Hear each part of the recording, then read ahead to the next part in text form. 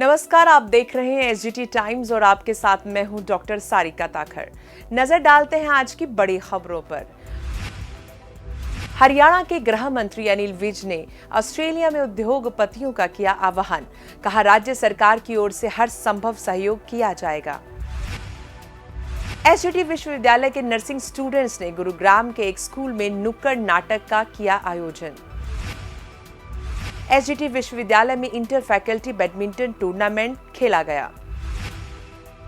SGT विश्वविद्यालय के कृषि विज्ञान संकाय ने अंतर्राष्ट्रीय बीज दिवस पर सेमिनार का किया आयोजन।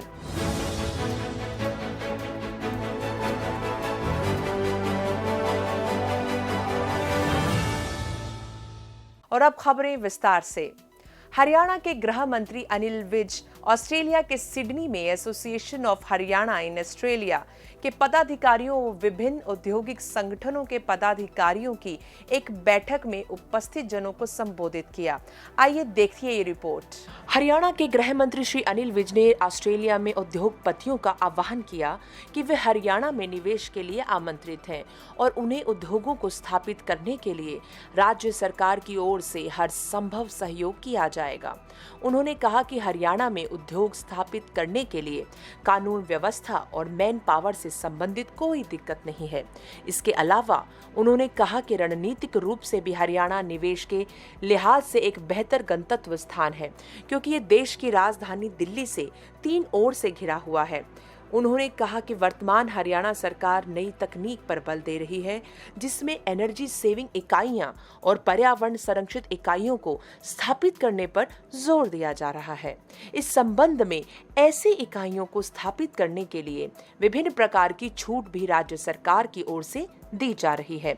उन्होंने बताया कि राज्य में निवेश आकर्षित करने के लिए राज्य सरकार द्वारा एक व्यापक हरियाणा उद्यम एवं रोजगार नीति 2020 तैयार की गई है, जिसमें सर्वोत्तम प्रोत्साहन की पेशकश भी की गई है, जिसके तहत 100% तक शुद्ध SGST प्रतिपूर्ति रिफंड सहित राजकोषीय प्रोत्साहन 6% तक और ब्याज सीधी 100% तक स्टाम्प शुल्क वापसी और विद्युत शुल्क में 100% तक की छूट इत्यादि। People of the area also. Some more industries are also being set up there. So I also invite you all you that you should come to set up your industry there. There are single window. 90% of the applications related to the industries are set up in a single window, under one roof.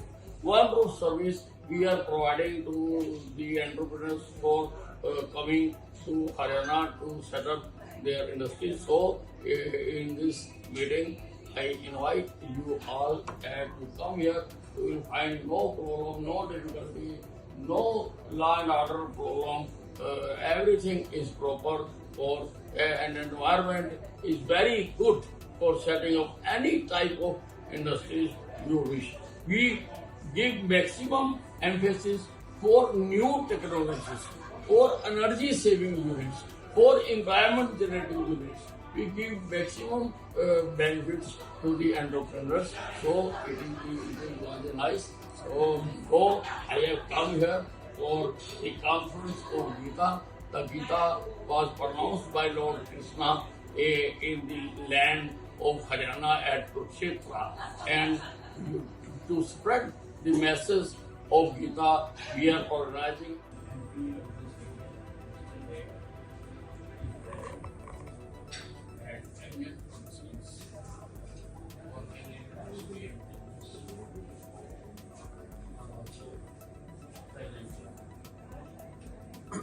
I am the 6th time MLA of Kumar.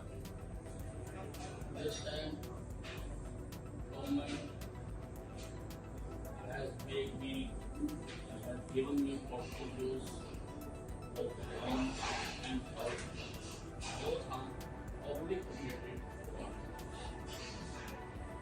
And I am trying that peace and equality prevails in our area. For that, all necessary efforts are being made. Because making state polytechnic goes for is to first make the environment at first setting up the industry.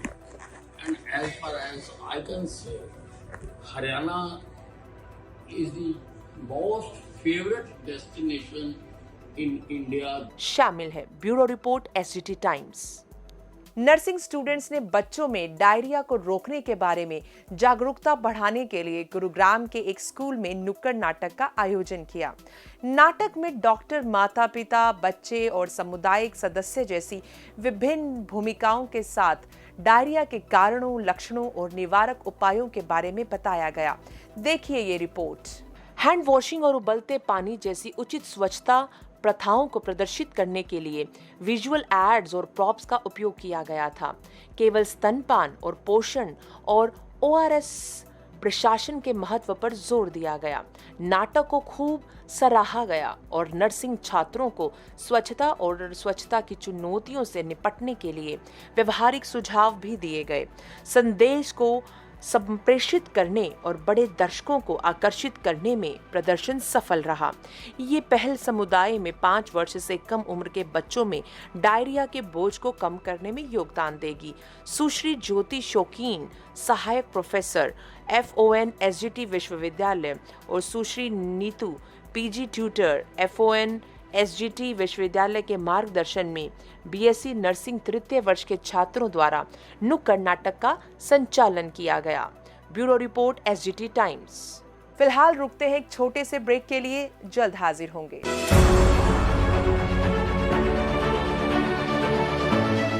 SGT, let's me question anything, even the university. I have visited other campuses too, but SGT has better infrastructure. Plus, it's hope.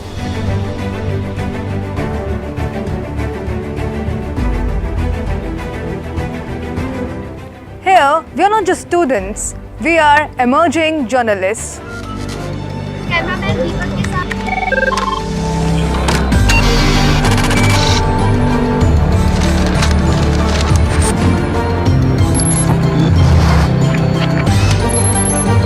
Here, we got an opportunity to interact with renowned media experts. Asia's biggest shooting floor, latest equipment, practical learning. Faculties from the industry, freedom of expression. Come, be a part of this revolution. SGT University, nurturing future leader. Break के बाद स्वागत है आपका। रुख करते हैं अब अगली खबर की तरफ। SGT विश्वविद्यालय के इंटर फैकल्टी बैडमिंटन टूर्नामेंट में डेंटल साइंस से सुश्री S योग्याथा और इंजीनियरिंग एंड टेक्नोलॉजी से दीपांशु ने इंटर फैकल्टी बैडमिंटन का खिताब जीता है।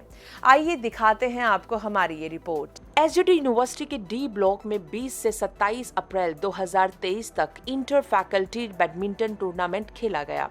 टूर्नामेंट में 69 लड़कों और 39 लड़कियों ने भाग लिया।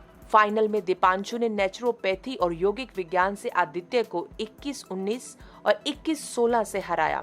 सुश्री S योग्याथा ने क्रमशः लड़के और लड़कियों की श्रेणी में सुश्री रितिका को 21-10 और 21-5 से हराया। सुश्री वंशिता ने फिजियोथेरेपी और निखिल नर्सिंग ने तीसरा स्थान प्राप्त किया। Doctor Vikas Dhawan, pro vice chancellor academics, और colonel Sukhpal Singh, pro vice chancellor प्रशासन ने विजेता और उपविजेताओं को पुरस्कार प्रदान किए। इस अवसर पर डॉक्टर धवन ने प्रतिभागियों को प्रोत्साहित किया और खेलों के महत्व पर जोर दिया। खेलों के लाभ पर ध्यान केंद्रित भी किया और राष्ट्र और इसकी महिमा के पुनर्निर्माण में युवा ऊर्जा का उपयोग कैसे किया जा सकता है, ये भी बताया। उन्होंने आगे कहा कि खेल व्यक्ति में एकता की भावना, नेतृत्व कौशल, सहन शक्ति, योजना, देशभक्ति, टीम भावना जैसी कई गुण विकसित कर सकते हैं। कर्नल सुखपाल सिंह प्रतिकुलपति साथ ही प्रतिभागियों को प्रोत्साहित करना और उन्हें विश्वविद्यालय द्वारा आयोजित अधिक गतिविधियों में भाग लेने के लिए प्रेरित किया।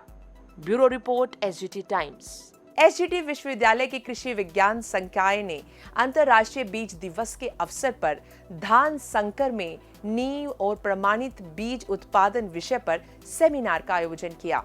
जिसमें प्रमुख वक्ता वाराणसी के बनारस हिंदू विश्वविद्यालय के आनुवांशिक और पौधा प्रजनन विभाग के नोडल बीज अधिकारी प्रोफेसर पीके सिंह थे। देखिए ये रिपोर्ट। स्नातक, स्नातकोत्तर, पीएचडी जैसे विभिन्न वर्गों से 91 प्रतिभागी थे। प्रसिद्ध और सम्मानित वक्ता का संक्षिप्त परिचय डॉक्टर खुशबू चंद्रा द्वारा प्रस्तुत किया गया। प्रोफेसर पीके सिंह ने भारत में अधिक क्षेत्र होने के बावजूद चावल की फसल के वर्तमान क्षेत्र, उत्पादन और उत्पादकता के बारे में चर्चा की और चीन की तुलना में उत्पादन और उत्पादकता की कमी भी बताई। उन्होंने ये कहा कि किसानों के लिए बीजों का पुनः उपयोग प्रतिबंधित है, इसीलिए इस अवधारणा को विरोध करने के लिए हमने हर साल अंतर्राष्ट्रीय बीज दिवस मनाना शुरू किया है। पहले लोग भी बीज सामग्री को बाजार से खरीदने के स्थान पर विनिमय करते थे। उन्होंने इसके स्थान पर भारतीय परिदृश्य में हाइब्रिड चावल को अपनाने की समय सीमा के बारे में भी चर्चा की। उन्होंने बताया कि विविध कृषि जलवायु क्षेत्रों और मिट्टी के गुणों के कारण भारत प्रत्येक फसल की खेती के लिए सबसे उपयुक्त है।